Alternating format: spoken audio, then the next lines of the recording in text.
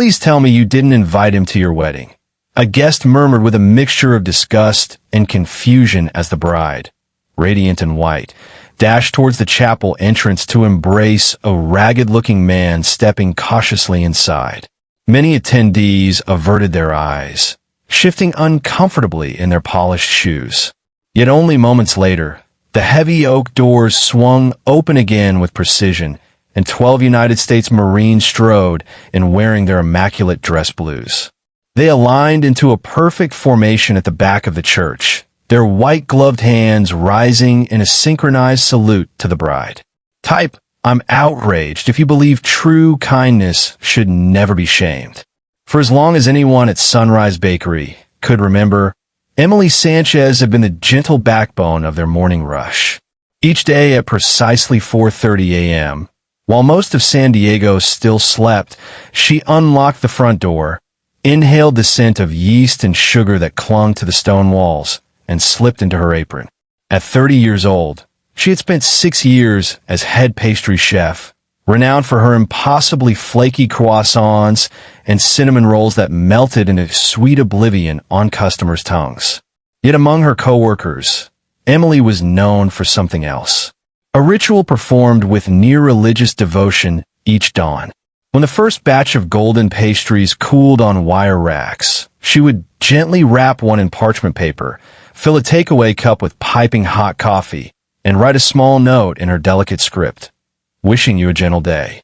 She would slip out the back door, walk down the narrow alley, and place the items on a bench near the bus stop.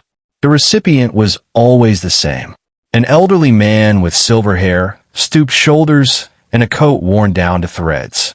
He never begged, never approached bakery customers, never spoke unless spoken to.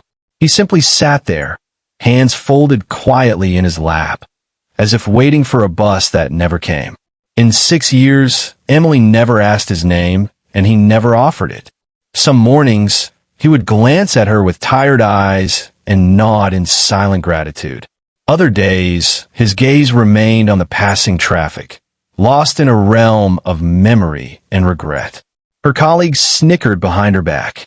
"She's wasting good pastries," one muttered, shaking flour from her apron. "He'll milk her kindness until she learns the hard way." Another scoffed, rolling his eyes. 3 months ago, the bakery switched owners. During Emily's annual review, her new manager, a young man with gelled hair and crisp shirts, leaned forward and folded his hands. "Your charity work," he began delicately, avoiding direct eye contact. "It's generous, truly. But customers have mentioned feeling uncomfortable seeing a homeless man near our entrance. Maybe it's better to donate to a shelter instead." Emily smiled politely, nodded, and thanked him for his feedback. The next morning, she arrived 15 minutes earlier to leave the food before anyone else arrived. She never told anyone about her adjustment. She didn't need them to understand. But last week, her quiet habit was discovered. A new hire, scrubbing down the espresso machine near the window, saw Emily returning from her morning errand. Later, while serving a latte, the employee whispered to a customer, "She feeds that bum every single day." 5 years now. Loud enough for Emily to hear each syllable. The customer shook her head with pity. "Poor woman. Thinks she's making a difference." Emily kept rolling out croissant dough, her hands moving with their usual grace. The words pierced her, not because she cared about their judgment, but because they couldn't see what she saw: a human being sitting alone, invisible to the world that bustled past him. "You're too tender-hearted," her mother once said, shaking her head when Emily called to announce her engagement to Marco, a firefighter with the city. Marco never mocked her small acts of kindness. He had his own rituals: blankets left anonymously at shelters, hot drinks handed to shivering strangers on winter calls. That was one reason she loved him. They both understood that giving was not about being noticed. It was about refusing to let someone feel forgotten. Have you ever watched a good person be misunderstood for their kindness? Type so unfair. Emily never spoke to the elderly man beyond a gentle greeting, an occasional nod when their eyes met. But one bitterly cold December morning, heavy rain soaking the streets, she noticed his shoulders trembling beneath his thin coat. Without hesitation, she removed her own wool scarf, frayed at the edges, and folded it neatly beside the coffee cup. The next morning, under the empty cup, she found a napkin with words scratched shakily in pencil. "Thank you for seeing me as human." She tucked that napkin into her wallet and carried it everywhere. On days when exhaustion or disappointment threatened to dull her spirit, she would unfold it and read the words again. As her wedding day drew closer, Emily ordered her cake from Sunrise Bakery, ensuring her coworkers received invitations. Marco teased her about inviting everyone she had ever known, but that was just her nature. No one was ever excluded. 2 days before the ceremony, an unmarked envelope arrived at the reception venue. It bore no return address, only her name in neat, slanted handwriting. Inside was a card offering simple congratulations and a single enigmatic line. "Tomorrow I come not for cake, but to repay a debt." The message puzzled her wedding planner, who assumed it was from a relative. But something about the handwriting scratched at Emily's memory, though she couldn't place it. On the morning of her wedding, Emily was all nerves and radiant anticipation. She watched through the stained glass window as guests arrived in elegant dresses and polished shoes, co-workers chattering excitedly, Marco's firefighter friends in press suits. Then she saw him. The old man stood by the church's heavy wooden doors. His posture was stiff but proud. He wore a faded suit, carefully brushed clean, shoes shining despite their cracks. His silver hair was combed back, revealing a lined, dignified face. For the first time, she saw his eyes without shadow or distance. Guests noticed him too. She heard their whispers through the open bridal room door. "Is he begging at a wedding now? Don't tell me she invited him." Her heart clenched. Ignoring the planner's frantic reminders about the ceremony schedule, the photographer's lighting cues, and the music director's questions, she gathered her gown and rushed from the room. She crossed the foyer in a swirl of satin and lace, guests gasping as she reached him. Tears blurred her makeup. "I remember your eyes," she whispered.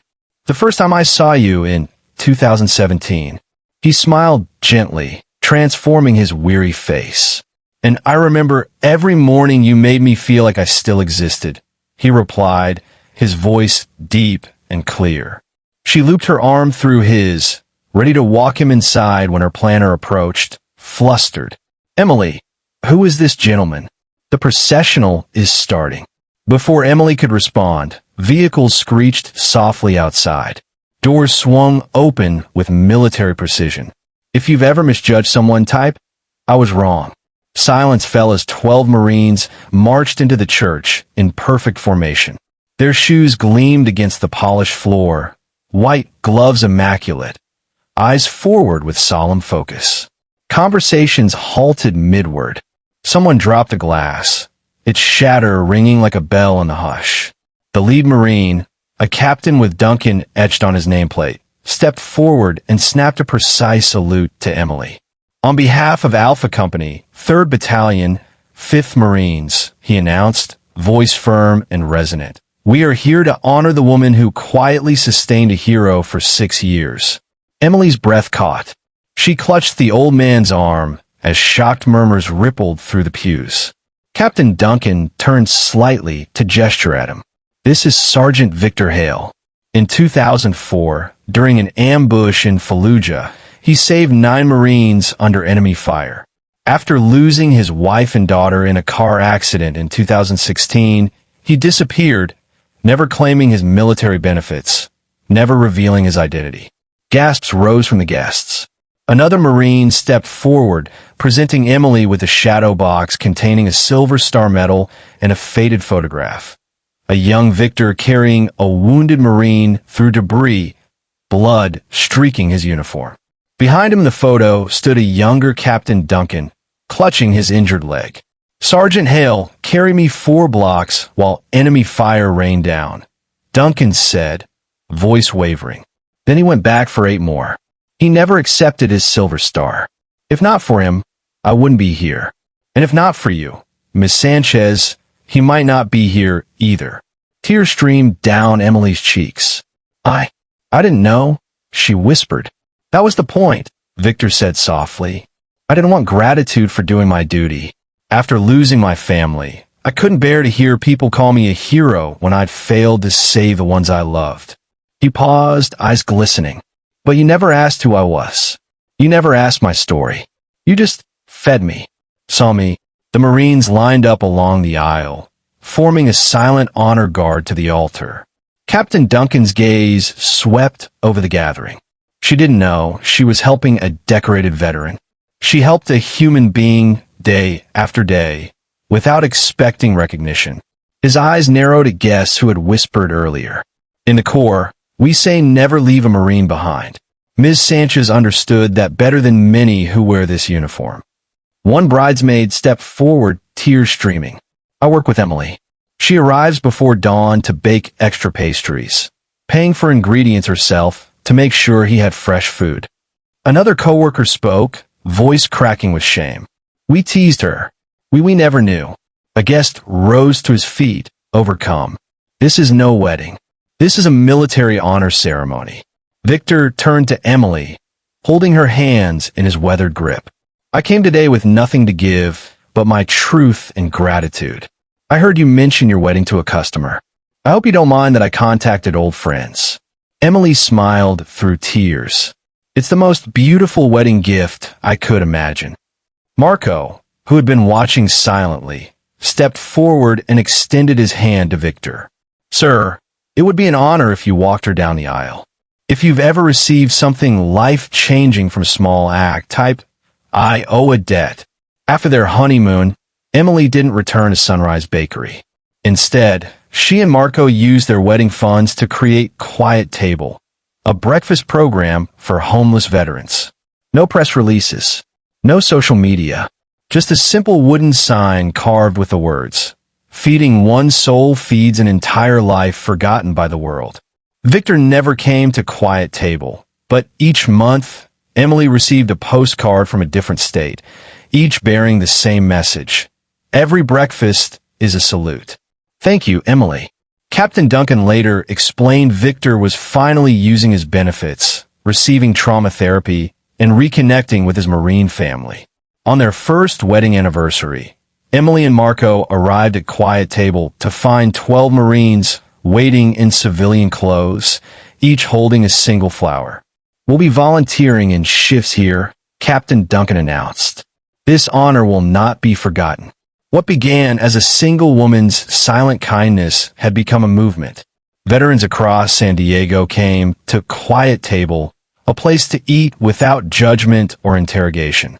Above the serving counter hung Victor's napkin note.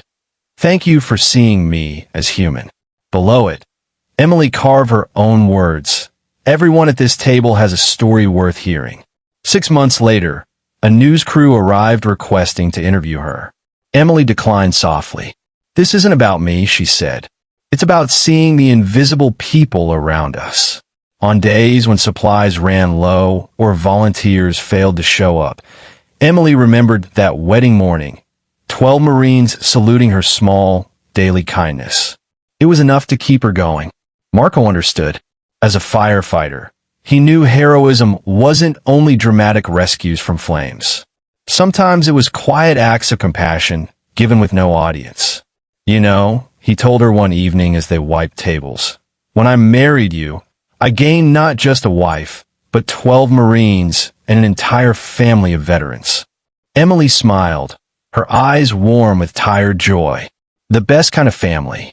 The kind you choose. The kind that chooses you back. Type, I will live with kindness. If you believe a simple meal can rescue a weary soul. Some heroes live and die unseen unless someone chooses to acknowledge them. Some debts require no repayment but dignity. Emily never needed to know Victor Hale's story. She simply saw a pair of weary eyes and offered food and warmth.